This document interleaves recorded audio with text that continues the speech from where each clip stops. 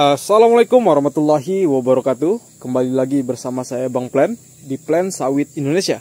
Tempatnya petani sawit bertukar pikiran dan bertukar pengalaman. Nah, ini adalah pembibitan kelapa sawit mandiri milik saya pribadi. Kurang lebih di sini adalah bibit unggul dari PPKS varietas yang ambi. Saya mau coba varietas ini, varietas yang ambi, karena di kebun saya belum ada. Kurang lebih di sini sebanyak 200 pokok yang saya bibitkan beberapa bulan yang lalu. Nah, di sini ada dua jenis usia.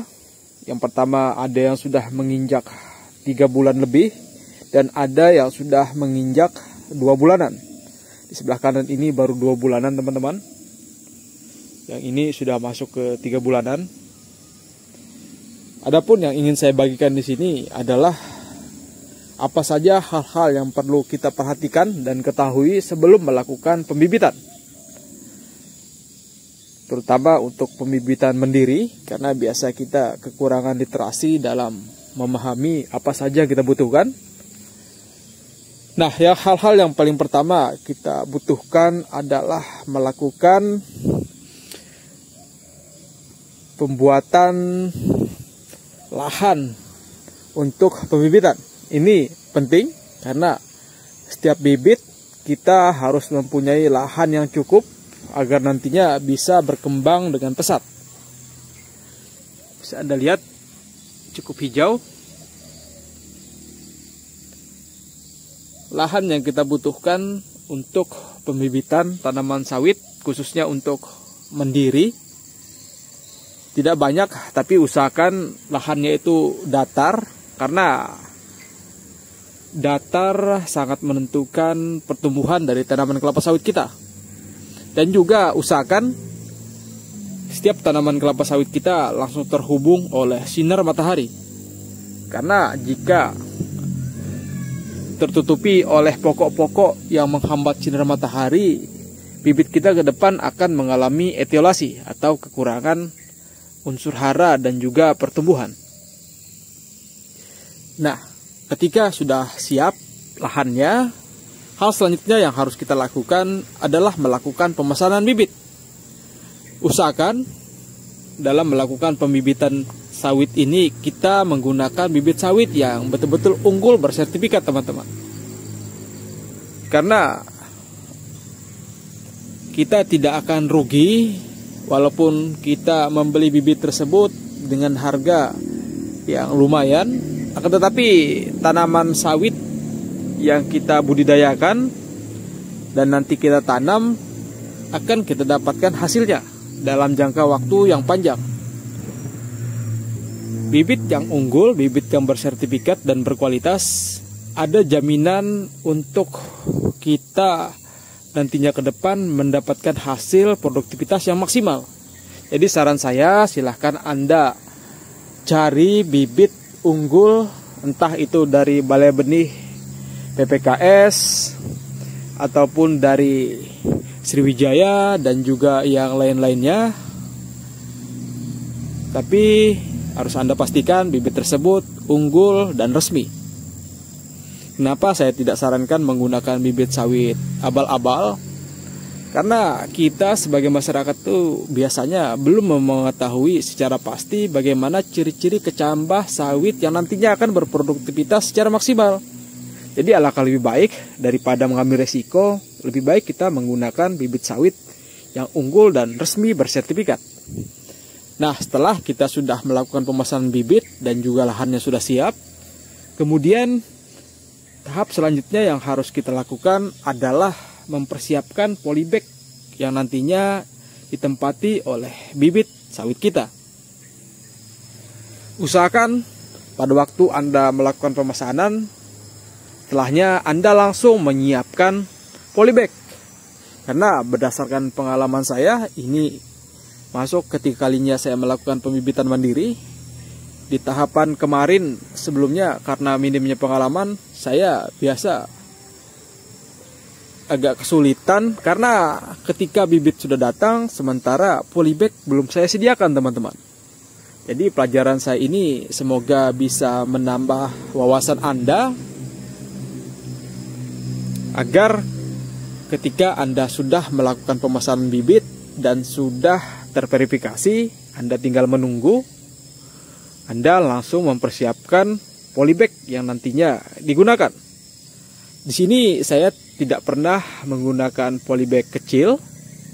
Saya langsung menggunakan polybag yang ukurannya cukup besar seperti ini teman-teman, yang mana nantinya saya tidak lagi melakukan pemindahan. Polybag ini mulai dari tanam sampai nanti diangkat ke lahan, polybag seperti ini yang akan saya gunakan. Ini akan mengefisiensikan tenaga kita tentunya, dan juga nanti ke depan kita tidak akan lagi kesulitan dalam melakukan penanaman. Kelebihan dengan sistem ini adalah karena kita tidak merubah polybag dari yang kecil ke yang besar, secara otomatis tanaman sawit kita tidak rentan terhadap stres, maka pertumbuhannya akan cepat dibandingkan dengan melakukan pemindahan. Nah, yang pertama Anda sudah siapkan lahan untuk Anda gunakan sebagai pembibitan, yang kedua Anda sudah melakukan pemasaran bibit, dan yang ketiga Anda sudah membuat atau mengisi polybag. Dan hal yang selanjutnya, ketika bibitnya sudah datang, lahannya sudah siap, polybagnya sudah siap. Oh, sedikit catatan teman-teman. Biasanya juga pengalaman saya, setelah saya membuat polybag seperti ini, sebelum bibit datang, saya langsung menghamburinya dengan kapur dolomit. Ini cukup penting karena tanah yang habis kita isi di dalam polybag ini, kestandarisasian terhadap keasamannya itu masih kurang terjamin. Jadi agar lebih aman dan terjamin, setelah Anda mengisi polybag, Anda bisa menambahkan kapur dolomit. Nah, kapur dolomit ini sangat baik dalam menetralisir racun dan juga menetralisir keasaman. Karena tanaman kelapa sawit hanya bisa tumbuh maksimal di antara pH 6,5 hingga 7. Jadi kita harus menjamin dengan menggunakan pupuk dolomit tersebut. Nah, ketika bibitnya sudah datang, Anda tinggal melakukan penanaman.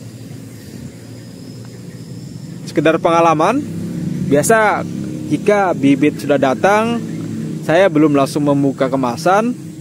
Saya biasa mendiamkannya dulu setengah hari. Setelah setengah hari kemudian baru saya membuka kemasan. Dan saya langsung melakukan perendaman. Karena ini tidak ada bahan sampel yang saya lakukan, saya hanya sekedar memberikan tambahan. Nah, setelah saya buka kemasan, ingat ini penting sekali teman-teman. Ketika sudah Anda membuka kemasan dari benih yang Anda pesan dari balai benih tersebut, pastikan Anda sesegera mungkin melakukan, entah itu melakukan pelembapan terhadap kondisi benih, atau Anda juga boleh menambahkan fungisida sebagai keamanan. Karena biasa benih-benih yang datang tersebut, kecambahnya itu rentan terhadap serangan fungi atau jamur. Jadi alangkah baiknya Anda bisa mengantisipasinya dengan menambahkan fungisida yang dapat Anda beli di toko pertanian. Saya biasa menggunakan antrakol, saya merendamnya selama 5-10 menit, lalu kemudian saya bilas.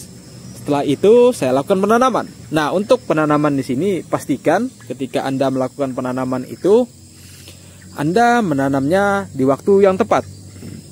Entah itu di pagi hari atau di sore hari. Dan pastikan juga polybag dan kecambah yang Anda tanam diberikan naungan.